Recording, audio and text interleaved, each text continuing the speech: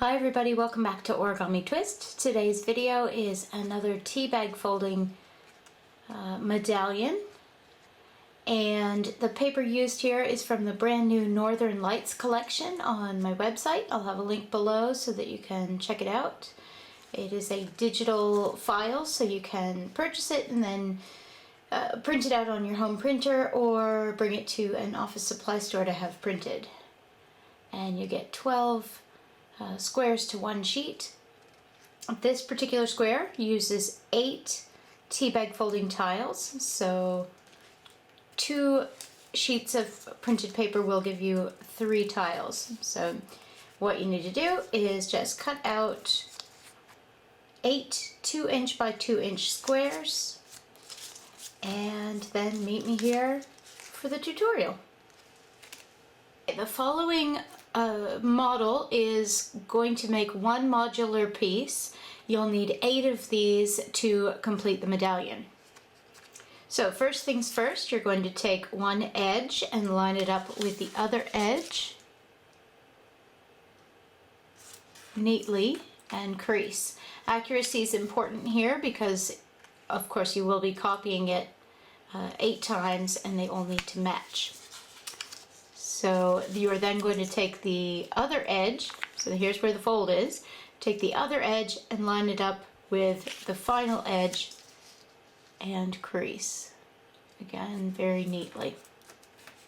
Now open it up again, turn your paper over, and this time we're going to do corner to corner. So fold one corner to the other one and crease. Open it up and fold the other corner to the other corner and crease.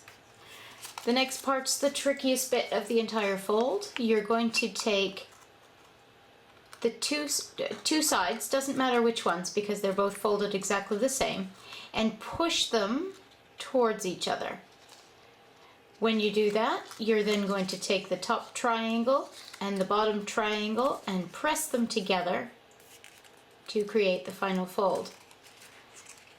Now remember, you can always press stop and go back and watch that again if that went too fast for you. Now the next and last 2 pieces involve the top flaps of your model.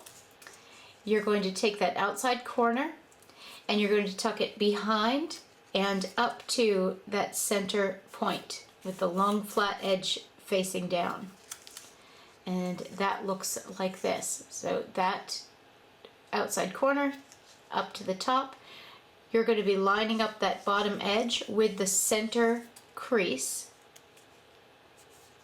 like so and make a crease.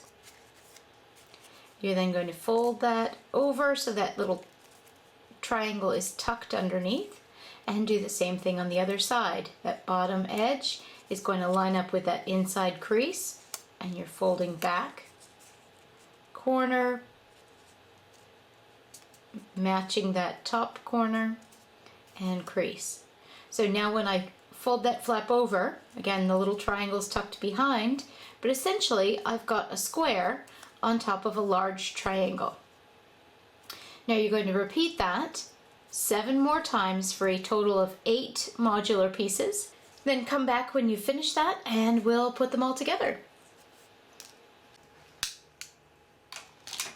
Now that you've made 8 modular pieces, it's time to glue them all together.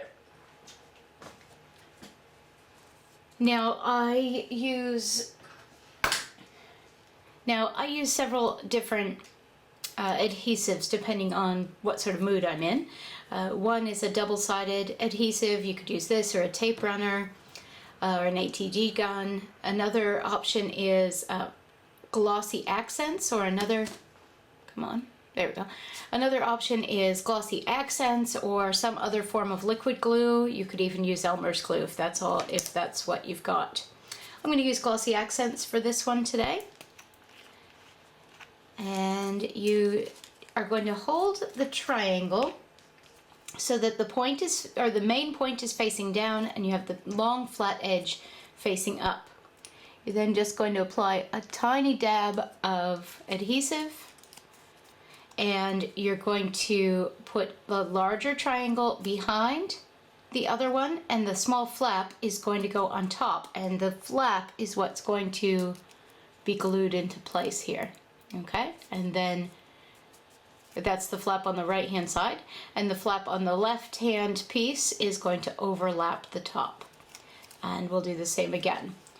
Now, what happens if you get started and you realize you've done it backwards? Well, it doesn't matter as long as all of your pieces match. So you need to do the same thing with every single piece. So again, that large triangle is going to go behind, and that tiny flap is going to go in front, and then the flap from the left-hand side piece is going to overlap, and repeat around.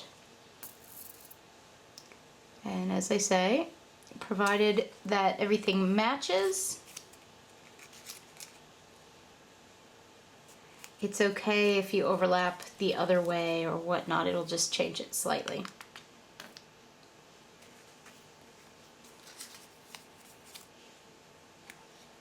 Keeping in mind that that main point is what's facing the middle and the flat edge is facing the outside.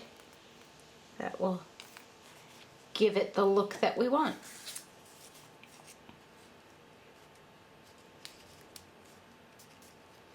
One of my favorite things about teabag folding is it has many different looks to it, and you can totally experiment and easily modify your project to be whatever you'd like.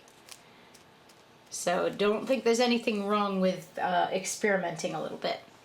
Okay, we've got to the next to last one. I have one triangle left, and here's how it's going to go. Pretend that you don't have the stuff on the right hand side. Put a dab of glue on here just like you did with the other ones. And again, ignoring this right hand side, you're going to put the large triangle behind, the small flap in front, and then the left hand flap over the top. And now it looks like they're overlapping. So that final place can get tricky, but you can do this. You're just going to put a little bit of glue here. And again, the first one is as though you're adding on a new piece. So the first one, the original piece is going to go once again behind, flap on top. The flap is what glues into place, and then the left hand flap over the top, just like that. If you want to, you can secure the back flaps as I've done here. It's totally up to you, depends on what you're going to be using it for.